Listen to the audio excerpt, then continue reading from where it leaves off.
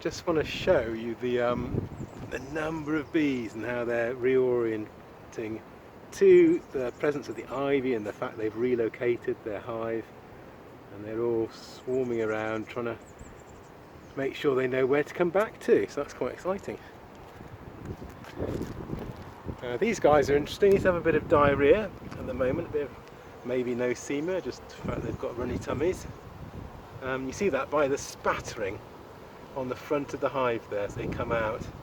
They've done bits of poo on it, and you see it up on the top here as well. There, that's quite interesting. So I have to keep an eye on them because they're not that well. But I think when the flowers start producing lots of pollen and nectar, they should be happier.